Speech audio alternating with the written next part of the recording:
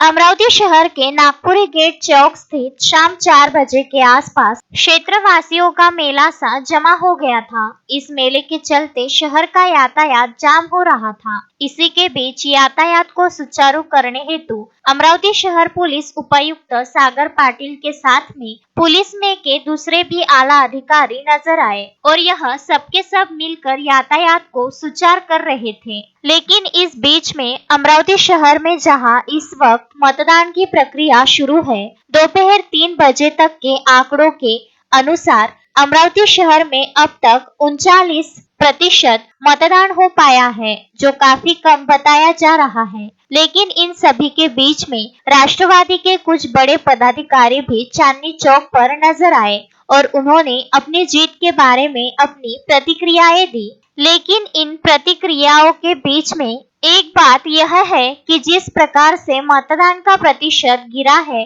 उसके आंकड़े तो कम है, लेकिन जीत का फैसला 23 तारीख को होगा। महाराष्ट्र विधानसभा चुनाव 2024 और आज जो है 20 नवंबर है, यानी पुलिंग का डे, और आज जो है मतदान डाले गए। हम अभी अमरावती शहर के अहम चौक पर यानी नागपुरी गेट चौक पर मौजूद है। यहाँ पर शहर के जानी मानी शख्सियत शेख जफर भाई, जो कि एक बड़े समाज सेवक माने जाते हैं, उनके साथ में यहाँ पर एडवोकेट शोएब खान और कई साथी हैं। हम उनसे बात करेंगे। आज जो है ये बताइए किस मुद्दे पर आपने वोट किया है, सबसे पहले जानना चाहेंगे। देखिए, सबसे बड़ा मुद्दा तो जो है विकास का है। आज हमारा इलाका पश्चिम क्षेत्र पिछले 25 से 30 सालों से विकास के लिए तरस रहा था, लेकिन हमारी बहन सुलभाताई खोड़गे, इन्होंने 5 साल के अंदर हमारे इलाके का हुलिया मुलिया बदल दिया। और सबसे बड़ा अहम मुद्दा जो हमारे पास में था वो ये था कि आज तक किसी भी सियासी पार्टी ने या किसी भी सियासी शख्स ने हमारे इलाके में एजुकेशन पर कभी तवज्जो नहीं दिया। पहले शख्स संजीव भाऊ खोड़गे, जिन्होंने हमारे इलाकों की जो सरकारी स्कूलें थी, महानगर पालिका की स्कूलें थी, उनका बाकायदा एक पैनल बनाकर उसकी स्टडी कर उसका पूरा हुलिया मुलिया बदल दिया। आज जो स्कूलों में बैठने के लिए बच्चों के पास बेंच डेस्क नहीं हुआ करते थे, आज वो स्कूलों के अंदर नए बेंच डेस्क आ गए। उसके बाद में डिजिटल बोर्ड लग गए, कंप्यूटर्स आ गए। उसी तर्ज पर एकेडमिक हाई स्कूल जो वीरान पड़ी हुई थी कई बरसों से, वहाँ पर एक स्टडी सेंटर शुरू किया, एक लाइब्रेरी शुरू किया। लाखों रुपए की वहाँ लाके किताबें रखी है, और इसका जो उपयोग है वो हमारे नौजवान बच्चे जो स्टूडेंट्स हैं वो पूरी तरह से उसका यूज़ कर रहे हैं। और कई बच्चे वहाँ पर MPSC UPSC जैसी एग्ज़ाम्स की वहाँ तैयारियाँ कर रहे हैं। ये इससे बड़ी हमारे लिए और क्या बात हो सकती है। इसके अलावा एक विशेषता उनकी ये रही है कि वो हमेशा सामान्य लोगों में, संजीव खोड़ के सामान्य लोगों में उठते बैठते रहे और उनके दुख दर्द जाने, उनके प्रॉब्लम्स को ये किया और उसका निवारण किया। ये ऐसे बहुत सारे मुद्दे हैं जिनके आधार पर हमने सुलभाताई खोड़गे इनके तरफ से हमने काम किया। और आज मैं ये दावे से कह सकता हूँ कि आज हमारी सीट 100% जीत रही है। ये मैं पूरे दावे के साथ कहता हूँ। हमने देखा है कि शेख जफर भाई, उनके साथी भी जो है, उनके काफ़ी ज़मीनी लेवल पर उन्होंने मेहनत की। क्या लगता है आपको किस तरह के रिजल्ट्स आने वाले हैं?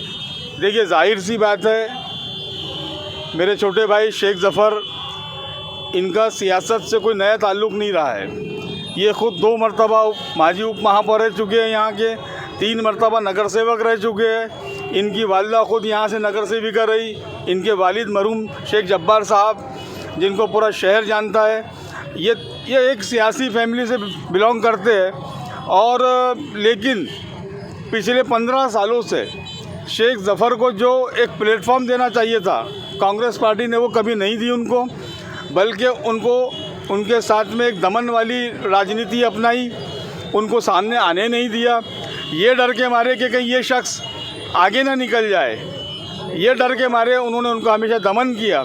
और जब उन्होंने संजीव भाऊ से मुलाकात की तो उनके ये ध्यान में आया कि ये एक ऐसा शख्स है जो सिर्फ उनका ही नहीं, पूरे समाज का भला कर सकता है।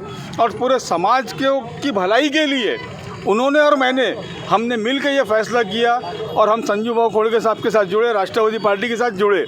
और हमारी बहन सुलभाताई खोड़गे को हमारा ये निर्णय एक वरदान साबित हुआ। और मुस्लिम इलाके में जो एक कांग्रेस की एक हवा जो बनी हुई थी, जो लोग सिर्फ पंजा देख के वोट मारा करते थे, अब वो परंपरा हमने तोड़ दी है। अब आप देख लेना, यहाँ पर पंजा तीसरे नंबर पर रहेगा मुस्लिम इलाके में, पश्चिम क्षेत्र के अंदर। तो ये थे एडवोकेट शोएब खान, जिन्होंने ज़फ़र भाई की जानिब से भी ये कहा कि इस चुनाव में ख़ास बात ये देखने को मिली कि शेख ज़फ़र भाई, जो कि जानी मानी शख्सियत है अमरावती शहर की, वो भी ज़मीनी लेवल पर मेहनत करते हुए दिखाई दिए और उन्होंने उम्मीद जताई है कि उनकी मेहनत का नतीजा 23 तारीख को यकीनन आएगा और उनके हक़ में आएगा। कैमरा पर्सन सुफियान के साथ मैं कमर काजी, अमरावती। शोएब खान, विदर्भ न्यूज, अमरावती।